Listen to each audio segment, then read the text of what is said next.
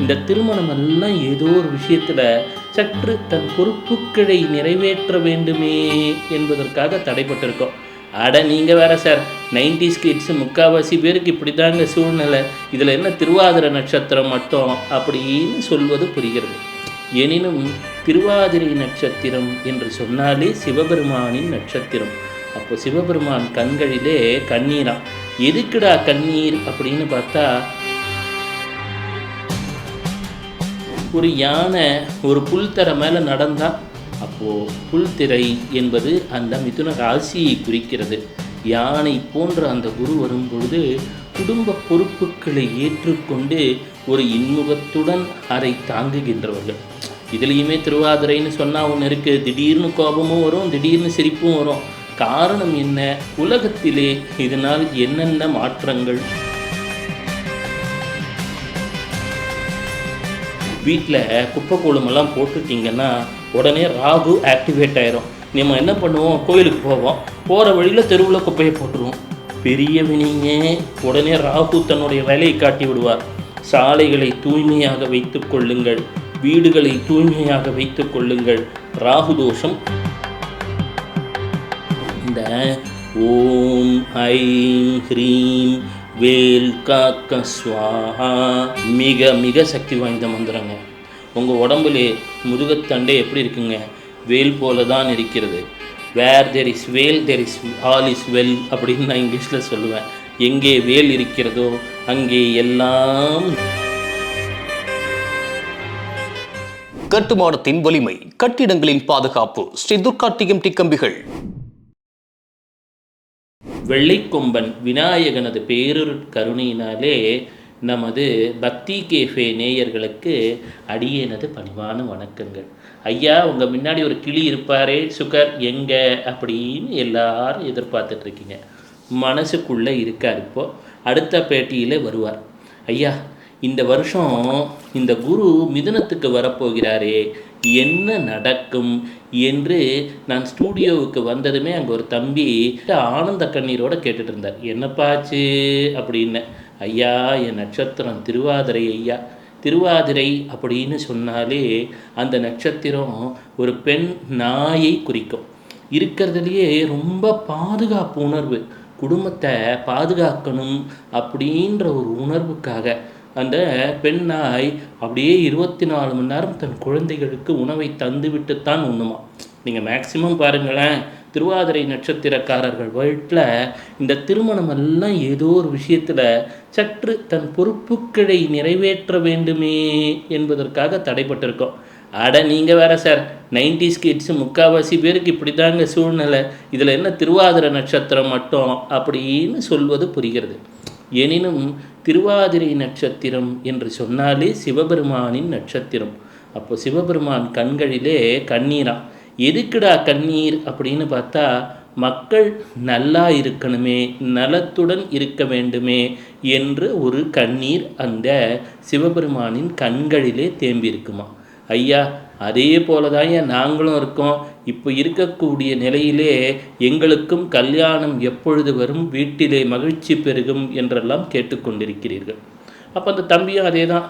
Sir, எல்லாருமே மிதுன ராசிக்குன்னு பயமுடுத்துகிறாங்களே, ஜென்ம குரு வரப்போகுதாமே, ஜூன் மாதத்துக்கு மேலே எங்களுக்கு என்னையா நடக்கப் போகுது அப்படின்னு ஒரு கண்கலக்கத்தோடு கேட்கிறார். அப்போது ஜூன் மாதத்துக்கு பிறகு குரு என்பவர் அதிச்சாரமாக மிதுனத்திற்கு வரப்போகிறார். இதில் ரொம்ப சந்தோஷமாக இருக்கிறது யாருங்க? ரிஷபராசி தான். காசு மேலே காசு வந்துன்னு சந்தோஷமாக இருக்காங்க. ஆனால் மிதுன ராசிக்காரர்கள் ஏற்கனவே ஒரு வருஷம் குரு 12ல் படாத பாடுபடுத்திட்டாரு, இப்போ திருப்பியும் எங்கள் ராசிக்கு அதிச்சாரமாக வரப்போகிறார், ஏதேனும் நன்மை நடக்குமா அப்படின்னு எதிர்பார்த்துட்ருக்காங்க. கற்பனை பண்ணிக்கோங்களேன், குரு அப்படின்னா ஒரு யானை ஒரு புல்தரை மேலே நடந்தால் அப்போது புல்திரை என்பது அந்த மிதுன ராசியை குறிக்கிறது. யானை போன்ற அந்த குரு வரும் பொழுது குடும்ப பொறுப்புகளை ஏற்றுக்கொண்டு ஒரு இன்முகத்துடன் அதை தாங்குகின்றவர்கள். இதுலேயுமே திருவாதிரைன்னு சொன்னால் ஒன்று இருக்குது, திடீர்னு கோபமும் வரும், திடீர்னு சிரிப்பும் வரும்.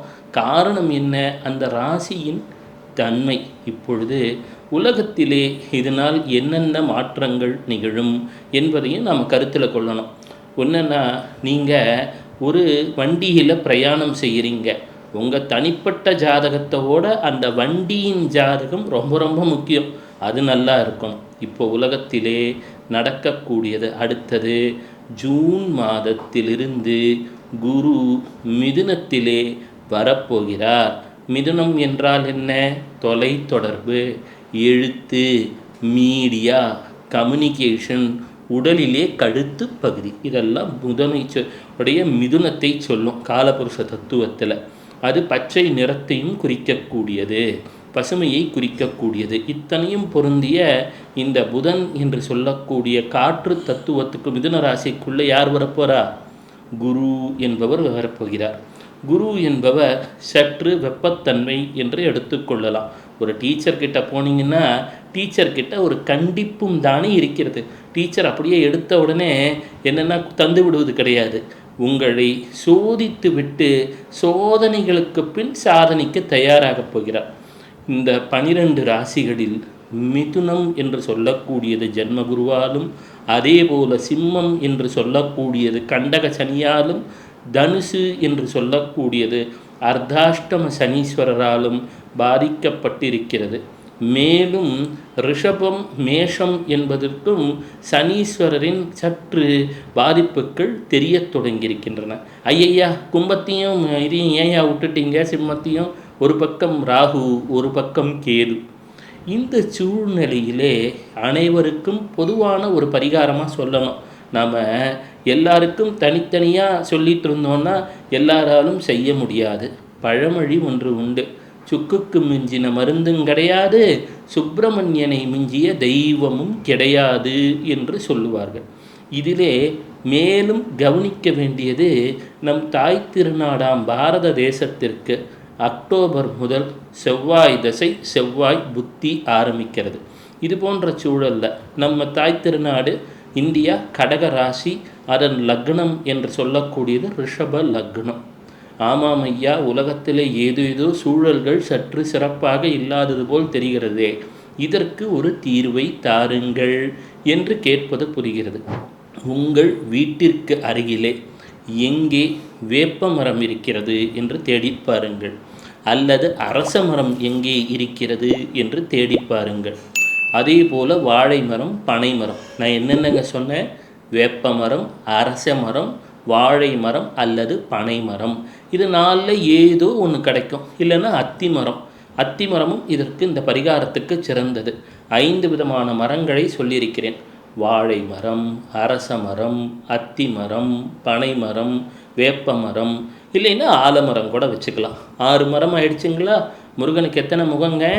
6 முகம். இப்போது இந்த 6 மரமே கிடைத்துட்டாலும் பரவாயில்லை, இல்லை நான் சொன்னதில் ஒரு மரம் கிடைத்தாலும் பரவாயில்லை. வீட்டிலே தண்ணீர் எடுத்துக்கொள்ளுங்கள். தண்ணீரிலே சற்று மஞ்சளை போடுங்கள்.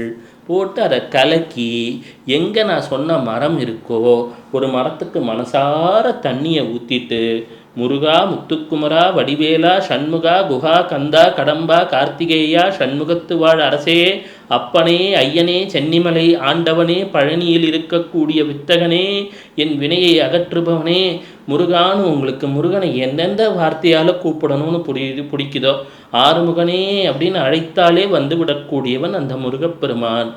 அந்த முருகப்பெருமானையும் அவனது மயிலையும் தியானம் பண்ணிக்கிறீங்க. இது 12 ராசிக்கும் பொதுவான பரிகாரங்க. முருகப்பெருமானையும் தியானம் செய்து கொள்கிறீர்கள், மயிலையும் தியானம் செய்து கொள்கிறீர்கள். உங்கள் கண்ணு முன்னாடி அப்படியே முருகன், குழந்தை முருகன் சிரித்து கொண்டிருக்கிறான். அந்த முருகனின் முகத்திலே ஒரு தெளிவு, நெற்றியிலே குங்குமம், திருநீரு, தலையிலே கிரீடம், அவன் கைகளால் ஆசீர்வாதம் செய்கின்றான்.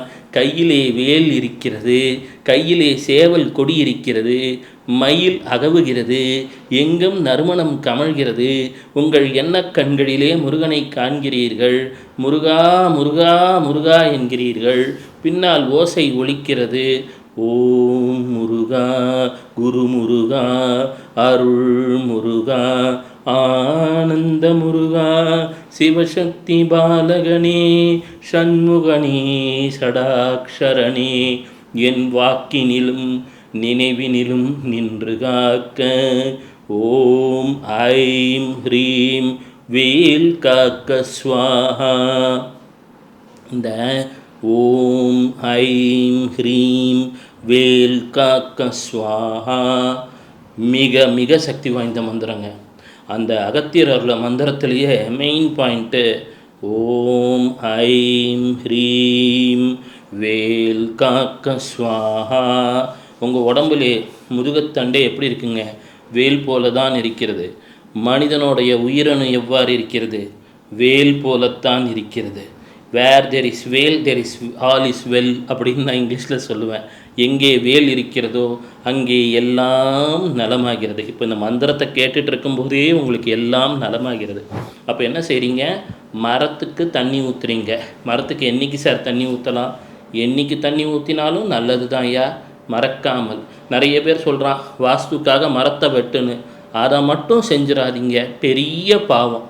உலகத்திலே எங்கே தோஷம் பற்றும் கலியுகத்திலேன்னு சொல்லியிருக்கிறதுல பஞ்சமகா பாதகங்கள் லிஸ்ட்டில் மரத்தை வெட்டுறதை சொல்லியிருக்காங்க. எனவே நடக்கக்கூடிய உலகத்தின் தசா புத்தி இருப்பெல்லாமே சரியில்லை. அது போன்ற நேரத்தில் நீங்களும் மரத்தை வெட்டி பெரிய பாவத்தை சேர்த்துடாதீங்க. மரங்களிலே பறவைகள் இருக்கும்.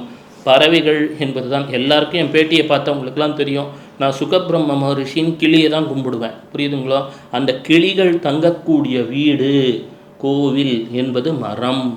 மறந்து கூட நம் தம்பி தங்கைகளுக்கு சொல்லிடுறேன், மரத்தை வெட்டிடாதீங்க, மரத்துக்கு தண்ணி ஊற்றுங்க. நான் 6 விதமான மரம் சொன்னேன். இதை தவிர வேறு மரங்களுக்கும் தண்ணீர் ஊற்றுங்கள். முடிந்தால் நான் சொன்ன 6 வித மரங்களில் ஏதேனும் ஒன்றை நெட்டு விட முடியும் என்றால், குறிப்பாக வேப்ப மரத்தை நெட்டு விட்டால் கூட பெரும் புண்ணியம் இந்த காலகட்டங்களில் ஏற்படும். எப்போ இருந்துங்க? இந்த 2025 2032 வரைக்கும் உலகிலே காலநிலைகள் அவ்வளவு சிறப்பில்லை. காரணம், சனீஸ்வரர் உத்திரட்டாதியில் என்டராகிறதுலேருந்து பூசத்துக்கு வருவதற்குள் உலகத்திலே பல்வேறு காலநிலை மாற்றங்கள் தோன்றும். அருணன், வருணன், யமன், நெப்டியூன், யுரேனஸ், புளூட்டோ இந்த 3 கிரகமும் நீர் ராசியில் இல்லை, இப்போ நெருப்பு ராசியிலும் காற்று ராசியிலும் இருக்குது.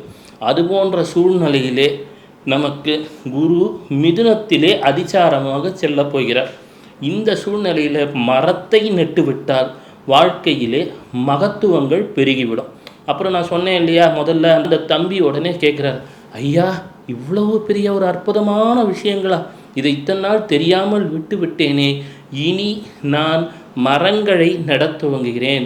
முருகனை நினைத்து கொண்டு எங்கெங்கெல்லாம் மரங்கள் இருக்கிறதோ அங்கெல்லாம் சென்று நீரூற்ற துவங்குகிறார். சில மாதங்கள் செல்கின்றன. திரும்பி வந்து பார்க்குறேன், குருஜி அப்படின்னு பாதத்தில் விழுகிறார். யாருப்பா நீங்கள் அப்படின்னு. மறந்துட்டீங்களா குருஜி? தினமும் பல 100 பேரை சந்திக்கிறோம். எப்படி தம்பி ஞாபகம் இருக்கும்? மரத்தை நெட்டால் வாழ்வு தழைக்கும் என்று சொன்னீர்களே. ஆமாம்ப்பா, ஆமாம், ஏதோ ஞாபகம் இருக்கே. ஆமாம், எனக்கு ஒரு பதவி உயர்வும் கிடைத்து விட்டது. வீட்டிலே பெண் தேடும் படலமும் வெற்றியை நோக்கி நகர்ந்து கொண்டிருக்கிறது. என் வாழ்க்கையில் விளக்கேற்றியவர் நீங்கள்தான் என்று சொல்லி குருதட்சணையை தர வந்தார். நான் வேண்டாம்ப்பா தம்பி, இதை நான் செய்யலை. உன்னுடைய முருகன் மேல் இருக்கக்கூடிய பக்தியும் இயற்கையை காப்பாற்ற வேண்டும் என்ற குணமும். வீட்டில் குப்பை கூலமெல்லாம் போட்டுட்டிங்கன்னா உடனே ராகு ஆக்டிவேட் ஆயிரும். நம்ம என்ன பண்ணுவோம்? கோயிலுக்கு போவோம், போகிற வழியில் தெருவில் குப்பையை போட்டுருவோம். பெரிய வினிங்க, உடனே ராகு தன்னுடைய வேலையை காட்டி விடுவார். சாலைகளை தூய்மையாக வைத்து கொள்ளுங்கள், வீடுகளை தூய்மையாக வைத்து கொள்ளுங்கள், ராகு தோஷம் வராது. ஏழை எளியவர்களுக்கு காலுக்கு நல்ல காலணியை வாங்கித் தாருங்கள். சனி மற்றும் ராகு உங்கள் ஜாதகத்திலே பொருள் வளத்தை வாரி கொடுத்துருவார். மரத்தை நெட்டுவிட்டால் அனைத்து தோஷமும் நீங்கும். இதை உணர்ந்த அந்த தம்பி வாழ்க்கையில் பெரும் உயரத்தை அடைந்து விட்டார். இனிமேல் நீங்களும் அடையப் போகிறீர்கள். அதனால்தான் இந்த நேரத்திலே அன்னை பராசக்தி இதை உங்களை கேட்க வைத்திருக்கிறார். சிவ சிவ. இந்த வீடியோ உங்களுக்கு பிடிச்சிருந்தா லைக் பண்ணுங்க, ஷேர் பண்ணுங்க, கமெண்ட் பண்ணுங்க. மறக்காம பெல் பட்டனை கிளிக் பண்ணிட்டு பக்தி கஃபே தமிழ் சேனலை சப்ஸ்கிரைப் பண்ணிடுங்க.